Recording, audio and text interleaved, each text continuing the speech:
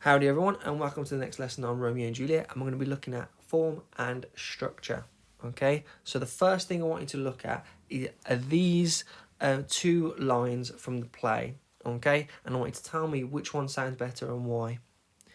When good manners shall lie all in one or two men's hands, and they shall unwashed too, 'tis a foul thing. I'll look to like, if looking liking move, but no more deep will I dart mine eye than your consent give strength to make it fly.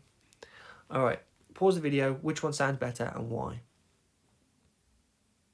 Okay, so I'm hoping that you came up with the idea that Juliet's was what sounds better.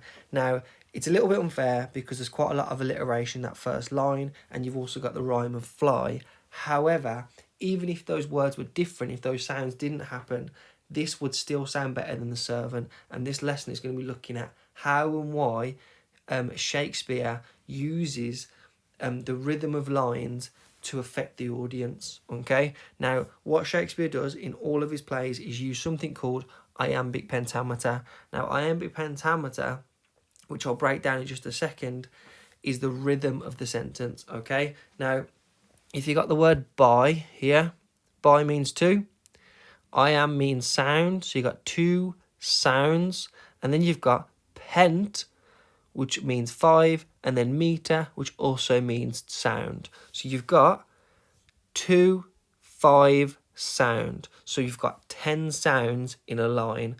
Da-dum, da-dum, da-dum, da-dum, da-dum. Okay? It's the rhythm of the line. Okay? So you've got 2 sounds in an iamb. Okay? And there's 5 lots of them. Hence the reason why it's called Iambic Pentameter. 5 lots of 2 sounds. Okay, so I'm going to give you an example in just a second, but that's the main gist of it. Da-dum, da-dum, da-dum, da-dum, da-dum. 5 lots of 2. All right, let's have a look at an example then. Okay. 2 households, both alike in dignity. Now, unless I point that out, it's unlikely you'll have spotted that this is Iambic Pentameter, but if you count the syllables, 2 households, both alike in dignity, 10 lines. And then the second syllable, okay, the one that's in bold, it has got more of an emphasis on it. 2 households, both alike in dignity. Okay, now there's not really much to say about this quotation because it's not amazing, but we'll be looking at examples from the Prince's speech from the end of the play where it does become more useful. Okay, so as you can see, you've got da-dum, da-dum. In fact, I'll do it with the pointer. So you've got da-dum, da-dum, da-dum, da-dum, da-dum. Okay, so there's 5 lots of 2. Okay, Iambic Pentameter. The by is the 2. Where's the lot? Where is it gone? The by is the 2. The pent is the 5. Okay. All right. So let's look at the prologue then. 2 households, both alike in dignity, in fair Verona, where we lay our scene, from ancient grudge break to new mutiny, where civil blood makes civil hands unclean, from forth the fatal loins of these 2 foes. You don't have to speak it like this, but it helps to show you the rhythm. From forth the fatal loins of these 2 foes, a pair of star-crossed lovers take their life, whose misadventured piteous overthrows do with their death bury their parents' strife. The fearful passage of their death-marked love, and the continuance of their parents' rage, which but their children's end naught could remove, is now the 2 hours' traffic of our stage.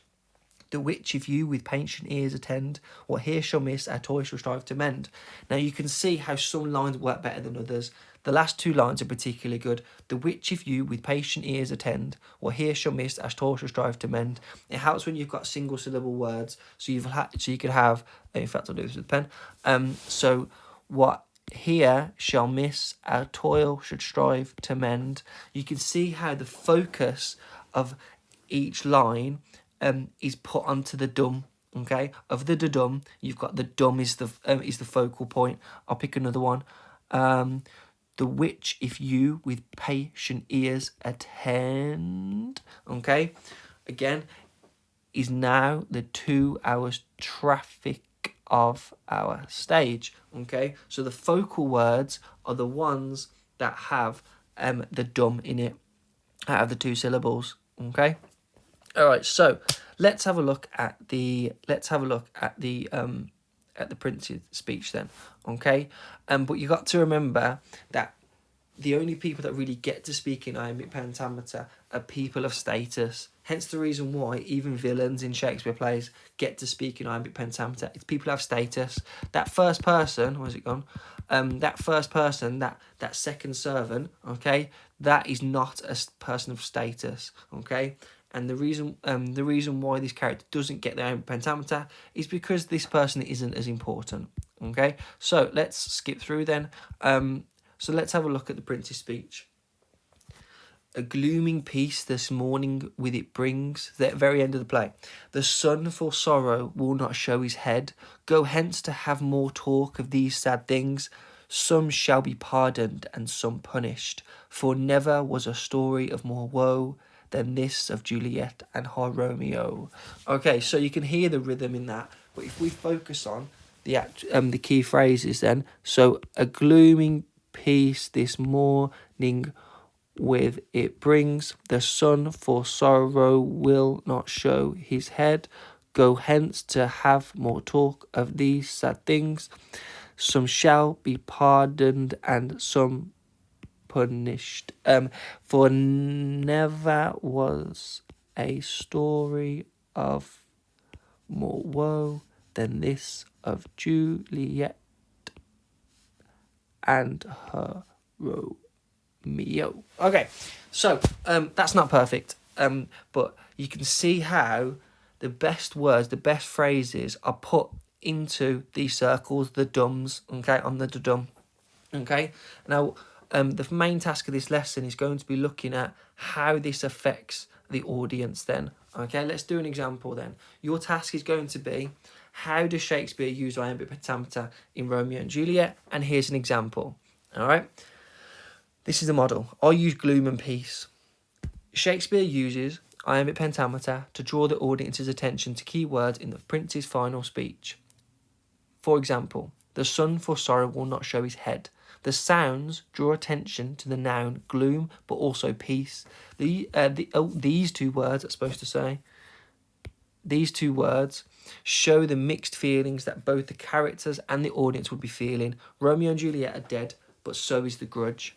Therefore, Shakespeare uses iambic pentameter to represent the characters' emotions and feelings in the play. All right, so point, evidence, zoom, explore, link.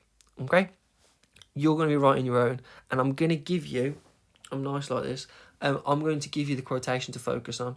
All right, so the one that I want you to use then, instead of using gloom and peace, I want you to focus on sun and sorrow. I've given the quotation here. The sun for sorrow will not show his head. And I want you to focus on sun and sorrow. If you want to focus on the alliteration as well, you can do. But think about the connotations, the meanings behind the word sun. And think about the fact that sorrow is put so close to it. Okay? Now, what does that suggest about what has happened in the play? Are these positive interpretations? Are they negative interpretations? Is there a mixture? And what is Shakespeare trying to tell us about the play and what's happened? Okay, so that is your final activity. I want you just to write one analysis. Should take you about 10 to 15 minutes. Analysing sun and sorrow. Okay, with a focus on that phrase. All right, you can structure it in exactly the same way as the model one here, but you need to make sure that you're analysing this quotation with these two words. Okay, that's the final activity. That's it.